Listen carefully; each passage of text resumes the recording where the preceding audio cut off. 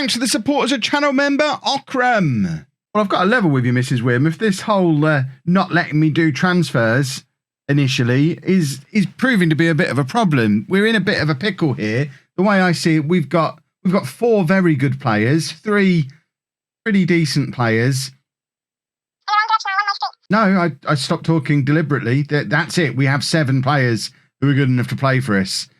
And that's going to be somewhat of a struggle, especially because I imagine those 7 will all be gone by Christmas as well.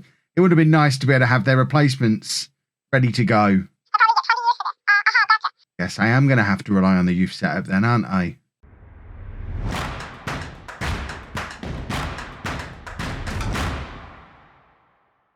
Hello and welcome to part 2 of Homegrown. I'm Kev, and coming up on this episode, we're going to play our first 2 games with Home Football Club this year. Very, very exciting times. Since you were last with me, we have done a pre-season that's actually gone really, really well. There's been lots of goals scored. We've just played lots of local teams. Some of them are at our level, some of them above, some of them below. Yaxley, for example, are in our league, and we narrowly got past them. We did win the Wearmouth Cup, though, which is lovely to see. Danny Daniel getting a very important goal in our first big local derby. Although, to be fair, I imagine all of these are local derbies. Yeah, we've got the 2 Peterborough Sports and Peterborough Northern Star not on there. Neither are Deeping, which is the town I used to live in before I moved. How are they not on there? Redo. We need to restart the database. I realise as well, I didn't show you the kits in yesterday's episode, and they have been on Twitter, but obviously if you don't follow me on Twitter, you won't have seen the kits. These are the kits, courtesy of Request a Kit, home kit, away kit, third choice kit. We are hopefully going to be able to get them up for sale again. I've been speaking to Hope and Glory, who made the kits last year. They were awesome quality, embroidered badges, the works. Hopefully we're going to be able to get something up and running with them. Obviously it does depend on how well received the series is, so we'll give it probably a couple of weeks just to check that people are actually excited about the series. It's going to be one that sticks around long term, because obviously we're 2 weeks down the line and there's only 1,000 people watching every day. We probably won't release any shirts, but fingers crossed, it's all going well. I'm recording this about an hour before episode 1 is due to release, just because of the nature of releasing them in the morning. I've got to record this one yesterday morning. I hope it went down well. I'm so nervous. Let's redirect that nerves to where it's supposed to be, towards the actual football, because we've got games to play. Let's play them, shall we? Aylesbury United first up, and this is the team that we're going to put out there to face them. Now, in fact, the other thing I should probably show you is the media prediction, which I think is somewhat skewed by our club reputation, which hasn't changed from previous years, but the league has changed. So I think we might have a slightly higher reputation, because looking at the squad, I don't see... Is that Alex Street off of Boston? Not Boston, Kings Lynn. I knew I'd managed him somewhere. He was at Kings Lynn for years, and now he's playing for Bedford, along with Peterborough legend Craig McHale-Smith playing for Boston, playing for Bedford as well. I look at that and I think Bedford are obviously going to win this league, but we are the favourites, presumably because of reputation. And we have got some players in the Media Dream 11 as well, which again, take it all with a pinch of salt. But Artur Danowski is in the Media Dream 11. He's a 3-star current ability centre-back. And we've got Connor O'Brien in there, who's a 5-star current ability centre-back. Sam Dunk on the left-hand side, supposedly 5 stars. Good old Danny Daniel on the right-hand side with his 3.5 stars. And then up front, Henry Barton with 3 stars as well. So I think we're going to be there or thereabouts. I don't know that we're necessarily 20-1 on favourites to win the league, because I'm looking at Alex Street and Craig McHale-Smith. Are these other players I know? Am I aware of who these guys are? Rob Sinclair, not familiar with your work, Rob. Liam Bennett, again, don't really know who Liam Bennett is. Elliot Sandy, this guy looks greyed out. How is there a greyed out player? Oh, because no idea. Do they not have a kit?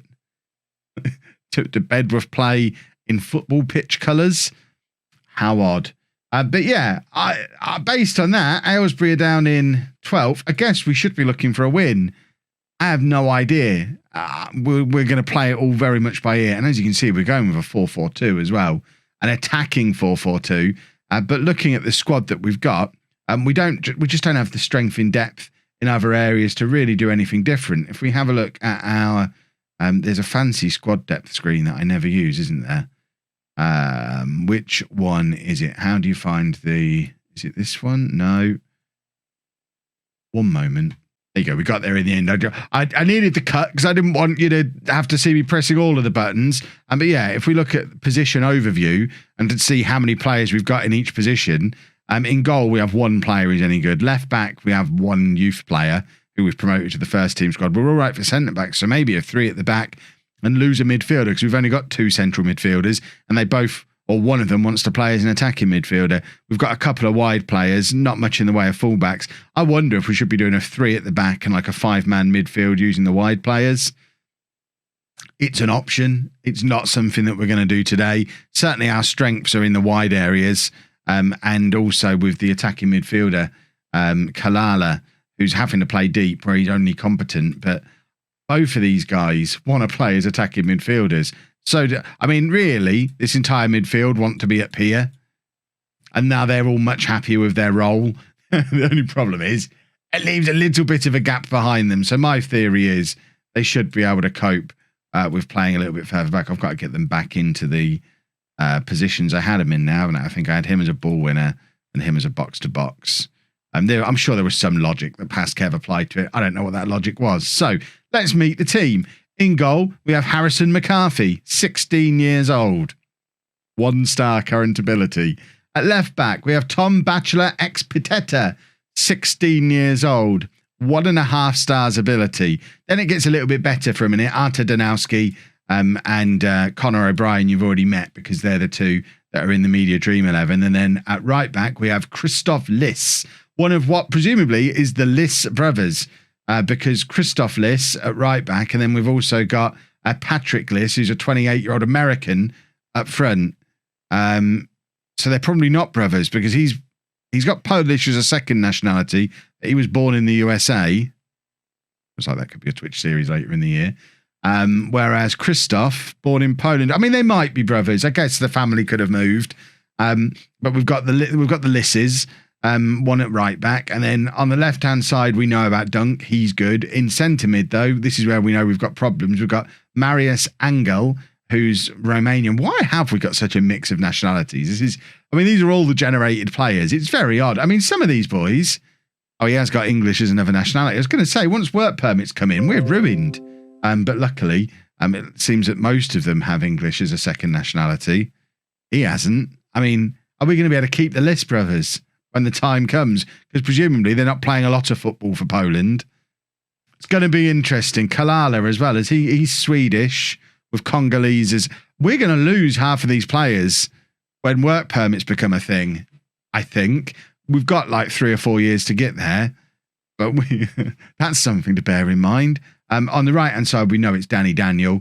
Oh, tell me Danny Daniel's got English as a second nationality. I can't cope with losing Danny Daniel. He does, thank goodness. Then up front, we've got Liss and Barton. Like I say, we are going attacking because I like to attack. If it seems too gung-ho, then we'll drop it back a little bit for the second game. And it's going to be very much a figuring it out as we go along process. I mean, those of you who've been around on the channel for a long time will know this is very, very much outside of my comfort zone. I'm very much get an idea of how you want to play and then go and sign the players to play it and win based on recruitment and transfer policy. And I'm kind of having those elements not taken away from me, but severely weakened because we can't do any transfers at all in this first window. But even going forward, we're only going to be able to sign young players, which should be fine initially, because if you look at non-league to legend this year and what I was doing with Kettering, most of the signings there were 18 or under. So it's not going to be an issue early on, I don't think. There's obviously going to be a few players we won't be able to get, like we wouldn't be able to do a Slavy Spasov because he's a loan and we can't do loans because they can't be home or they won't be homegrown. But once we get further into it, the transfer side, we're going to have to rely on youth more and more the further in we get. Our own youth, I think. It's going to be in it. I'm very interested to see how this challenge goes. It's very different from when we did home last time. I know there was a few people who reacted on Twitter with, we're doing home again. I am, but that's mainly because it's a recognisable name and a badge and a brand. And, you know, we can do cool shirts and Kev can flog them and make a few quid and all that kind of stuff. But really, it's the idea. I wanted to do a Youth Academy challenge last year. Tried it with Apollon and it didn't really work because Greece didn't have the youth, I don't know what it is, the youth oomph to be able to produce enough quality players for us to compete at the top level with youth players. Whereas England does. England's one of those countries that does have enough youth players coming through. So hopefully all will be good. And Yves Kalala is the first goal scorer for Holme FC FM21 edition. And it's a lovely goal from the edge of the area. We identified him as one of our better players early on. And we know he wants to be playing a little bit further forward. But as the box-to-box midfielder, he's hopefully going to have plenty of opportunity to get there. And that is a nice little goal to start things off for home this year. We're doing a lot of these deep crosses that the strikers are getting nowhere near. We might need to have a tweak, a little fiddle, a little adjustment with that. Because if we're just going to keep crossing to nobody, we either need to push someone further forward or quit the silly deep crossing. Patrick Liss has got his first goal, a goal on his debut as well. Obviously, everyone's going to be debut goals because everyone's making their debut, although the club founding date has remained as 2018, like it always was when we first did home. They haven't actually played since. So we left it at 2018, so it just makes it easier to get them into the FA Cup because you have to be a couple of years old to get into the FA Cup. But this is the first game this version of this football club has ever played. Our rivals, Yaxley, are top of the league. We can't have that. That is not okay. I am going to outstretch my arms and say, boys, you're doing a good job. Keep doing what you're doing. Daniel with the throw. Good old Danny Daniel. Hero of the save already because he's got the greatest name in the world. And one of the Liss brothers gives it to Danny Daniel and he's looking for the other Liss. Liss is everywhere, but the Aylesbury goalkeeper intercepts. O'Brien, our captain, dominantly heading forward, and Danny Daniel just aimlessly lumping it forward again. I mean, it's the return of the home lump already. They seem to just get the ball into these wide areas, and the wingers and the fullbacks are very much just like, just cross it. I'm in my own half, cross it. And that's what they're doing. Barton playing it into Dunk. Dunk's come in field here, and I thought he was going to score a screamer. But no, it goes high and wide.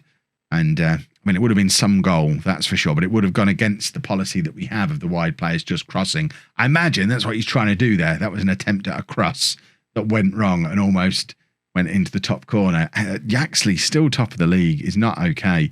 Right, we'll just watch this free kick and then we'll make some changes. There's nothing on the bench. It's a bunch of kids on the bench, so it's going to be changes for changes' sake. But you know, there's fitness issues that we need to address.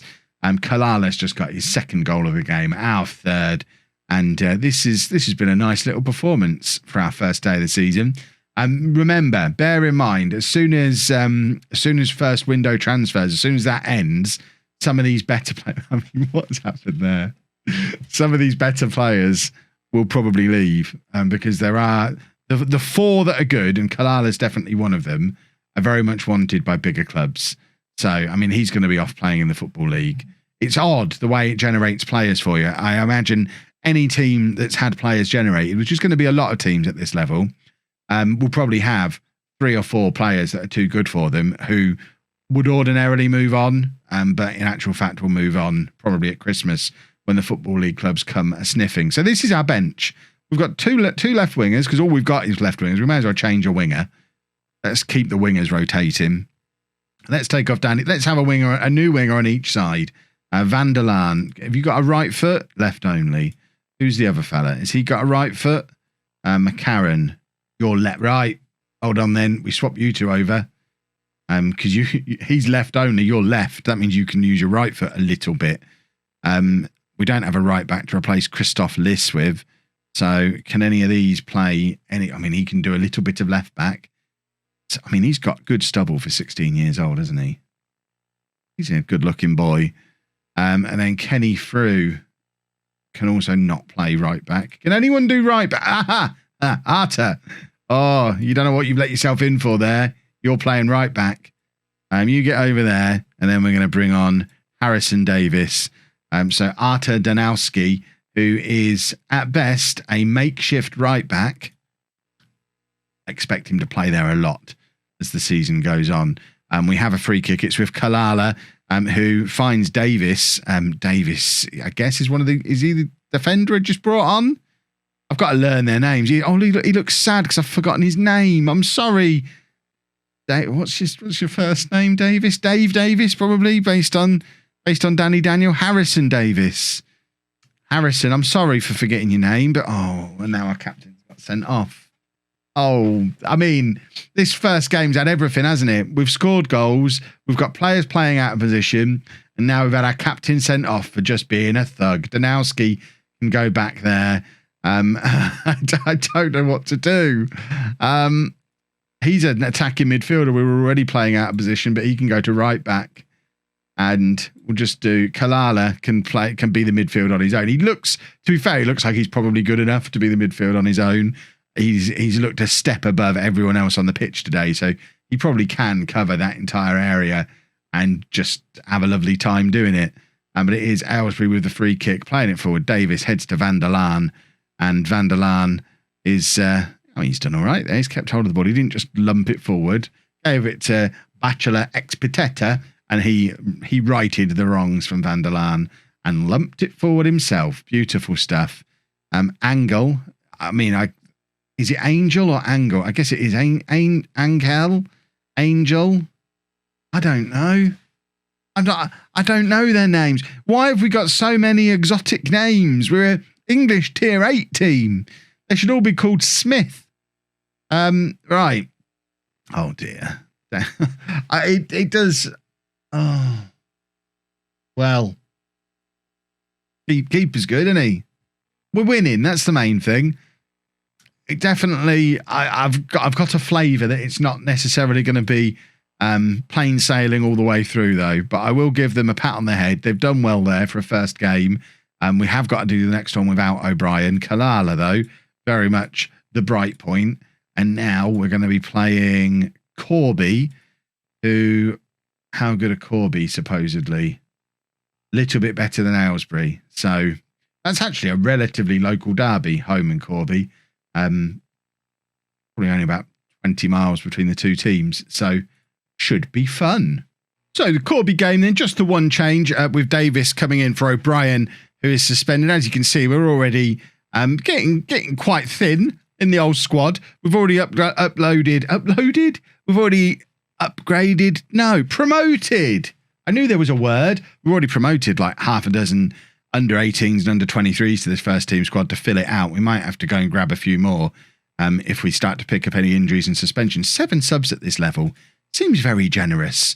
I think it's one of those weird situations where we'll get promoted and probably lose 2 spots on the bench because of the strange way the English football pyramid is. I don't actually know that you do get 7 subs at this level, or if it's just a quirk of the Football Manager databases, but we see it every year. I think once you get to the National League North and South, you're down to 5 subs again, and you don't get the 7 back until you hit the Football League. But on the way up there, you do get 7. No way. We scored here. We've scored. Kalala's involved again, and Sam Dunk, he's another one who was identified as one of our better players, has just grabbed his first goal for home. And this is also the debut of our lovely new blue third choice kit, which is a very sexy football kit. I don't know why we're wearing this one rather than the away kit. I do suspect because the away kit is just it's a direct colour reversal of the home kit.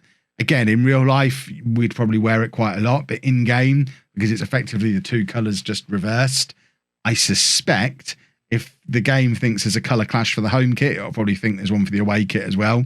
And we might not see it a lot. So we might be seeing a lot of this blue kit, which is fine because it's lovely. Big ball over the top. The home lump.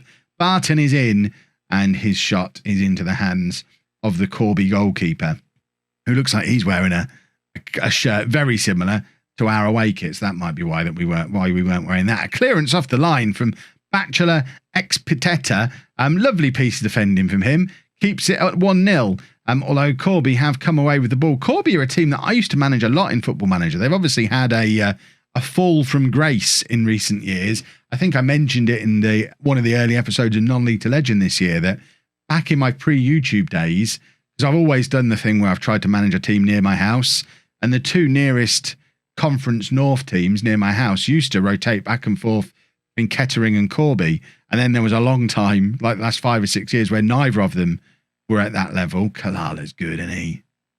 Make the most of him while he's here, because I don't think we're going to have him for long. That's a lovely goal from Yves Kalala again, a third of the season for him. And we've got a superstar in midfield already. Let's build the team around him. He's on a non-contract and he'll be gone at Christmas, but we'll build the team around him regardless. But yeah, Kettering obviously just making it back into the Conference North so he could manage them in Non-League to Legend this year. But Corby down here slumming it in Tier 8. What's the story there? Let me know down in the comments. What happened to Corby? Did they just have a bad run, or has some shenanigans gone on? It would be interesting to find out what that's all about. Ball forward and McCarthy in goal for us. Deals with it comfortably. What I am interested to see as well, if you watched the home series a couple of years ago, we obviously had a couple of absolute superstars at the start then as well. We had 4 players who were with us on and off pretty much all the way through the save. Dean Morris, who left us early on to go to Rangers and ended up playing over 50 times for England, and came back to us, having left us at 18, came back to us in his 30s as an established England international, to come and finish his career back home. And we also had Shane Phillips, who was we had 2 defensive midfielders who were brilliant, so we had to play them both. But Shane Phillips stayed with us forever, ended up a coach, ended up England under-21s manager, I think. Mick Powell, of course, who was a striker who stayed with us all the way through, played his entire career for home, scoring goals for fun. But he was sat in our under-18s and I didn't notice he was there until towards the end of the first season. And then when I noticed him, he started scoring lots of goals. And Anthony Harris, his strike partner, who was the initial goal-scoring hero for our team. But he's another one similar to Morris, who left us aged 18 because he didn't want to sign a full-time contract, I think. I mean, don't think he ever upgraded his youth contract. Left us, I believe, to go to Shrewsbury, ended up at Norwich, but ended up back with us by the time we were in like League 1, League 2, and was still playing for us when we were in the Premier League. So if you're looking at this thinking it's a bit weird that some of these players are really good, it's not that unusual for a bunch of, like I say, for a bunch of generated players to have 3 or 4 who are a lot better than the rest. And my point was, Kalala looks like he's probably one of them, because look at the state of him. Look at the state of Yves Kalala. A 5th goal of the season, a 5th goal of the episode. I mean, the question now is, how long does no first window transfers last? Is it literally until the end of the window at the end of August? Is he going to go then? Or is it going to be until January when a Football League club comes in for him? Because obviously transfer windows aren't a thing in the conference. And if you're a conference team looking at him, why do you not sign him on the 1st of September? I would. If that's when you're allowed to, you sign him right then. So he could potentially be gone by the next episode. But he's a lot of fun now while he's still here. And Patrick Liss grabbing his 2nd goal as well. And it's 5-0 now. And it's the Yves Kalala show. And I'll miss him when he's gone. Don't get too used to him being around. But he's involved in absolutely everything. The Liss brothers combining there. And it's a lovely, lovely goal. Look how happy he is. He should be happy. I'd be happy. We've only had 8 shots on target and scored 5 of them. That's how good Kalala is. He's got a hat-trick, hasn't he? Yeah, 3 for him. He's on a 9.9. Are we going to get a 10 out of 10 performance in the 2nd game of the series? Because that is some good going. That's when you know a player's overpowered. Let me know down in the comments. Obviously, in yesterday's episode, I put a link to the database so you can play along yourself. It won't have the same players. You won't have a Kalala, unfortunately, but you'll probably have someone as good as him in your youth setup. Let me know what positions your stars were in. What are their names? What are their exploits? How are you getting on? Some of you, I know by this point, some of you will have played half a season in your home save.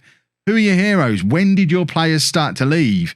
I'm interested to know however people's saves are going. It's one of the most fun things about when we do home, is finding out and sort of playing along together and seeing how you're getting on. We've got a red card here for the second game in a row, and it's another one of the players who's in the Media Dream 11.